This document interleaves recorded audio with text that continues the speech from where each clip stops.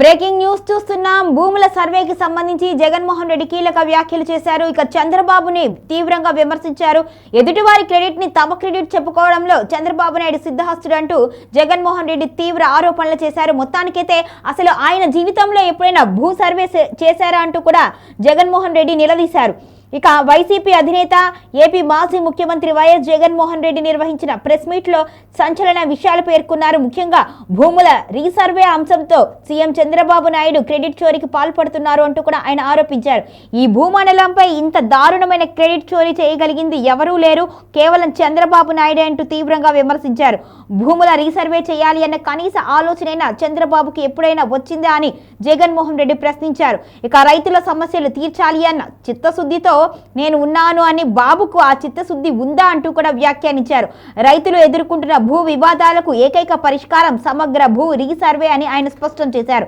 2019కి ముందు భూములు సర్వే చేయడానికి అవసరమైన ఆధునిక టెక్నాలజీయే లేదు అని, తన పాదయాత్ర సమయంలోనే భూముల రీసర్వే చేయాలి అన్న నిర్ణయం తీసుకున్నట్టుగా జగన్మోహన్ రెడ్డి పేర్కొన్నారు.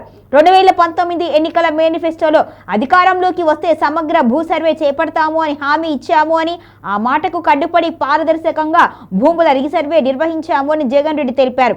ఇక రైతులకు భూ యజమానులకు వివాదాలు లేకుండా ట్యాంపరింగ్ కు అవకాశం లేని విధంగా శాశ్వత భూపత్రాలు అందించాము అని వెల్లడించారు. భూ సర్వేకు ఒక మహాయజ్ఞంలా చేపట్టాము అని అన్నారు. బ్రిటిషర్ల కాలంలో దాదాపు 100 ఏళ్ల క్రితం జరిగిన భూ సర్వే తర్వాత మళ్లీ 2020 డిసెంబర్ 21వ తేదీన భూముల రీసర్వే ప్రారంభించాము అని జగన్మోహన్ రెడ్డి గుర్తు చేశారు. 4 సార్లు ముఖ్యమంత్రిగా చేసిన చంద్రబాబు ఏనాడైనా ఇలాంటి సమగ్ర భూ సర్వే చేశారా అని ప్రశ్నించారు. క్రయ విక్రయాలు జరిగినా, కుటుంబాల మధ్య భూ పంపకాలు జరిగినా ఎలాంటి సమస్యలు తలెత్తకుండా వ్యవస్థను రూపొందించాము అని అన్నారు. అదేవిధంగా రాష్ట్రంలో 15,000 గ్రామ సచివాలయాలు ఏర్పాటు చేయడం దేశంలోనే ఒక రికార్డు అని, ప్రతి సచివాలయంలో 10 మంది ఉద్యోగులను నియమించడం కూడా ఒక రికార్డే అని, ఎదుటి వాళ్ళ క్రెడిట్ ను తమ క్రెడిట్ గా చెప్పుకోవడం చంద్రబాబుకి మాత్రమే సాధ్యమవుతుంది అంటూ కూడా తీవ్ర ఆరోపణలు చేశారు. ఈ భూమండలం మీద నిజంగా ఇంతటి దారుణమైన క్రెడిట్ చోరీ చేయగలిగిన వ్యక్తి ఇంకొకడెవడైనా ఉండగలడా అని అనిపించేట్టుగా చంద్రబాబు నాయుడు గారు మాట్లాడుతూ ఉన్నారు.